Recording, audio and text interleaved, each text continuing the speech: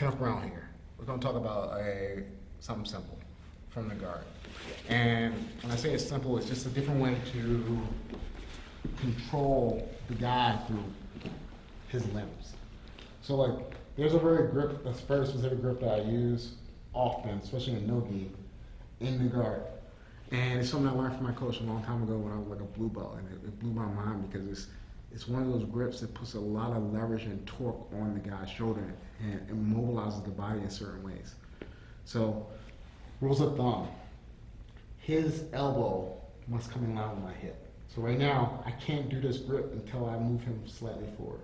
So like, I have to break his posture to some degree, I have to bring my knees to my chest, I have to set him up before I even think about setting the grip.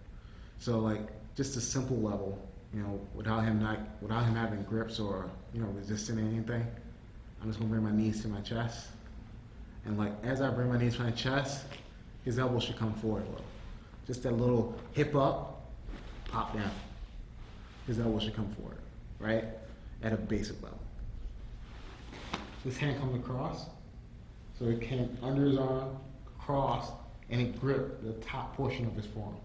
The reason it goes under is because if I go over, like you bring your arm under, it's really easy for him just to lift his arm and start breaking the grip.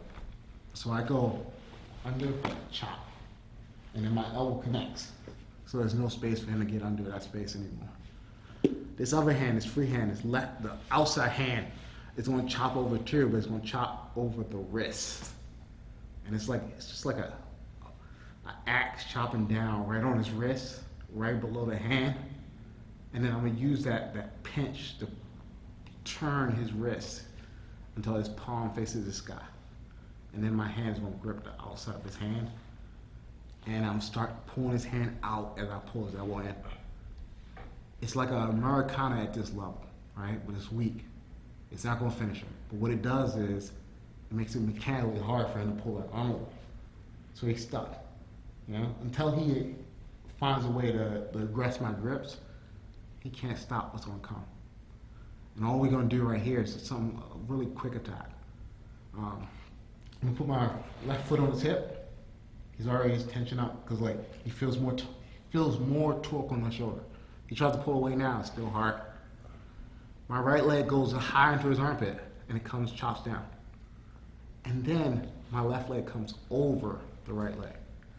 You know, I'm locking up a diamond. High guard.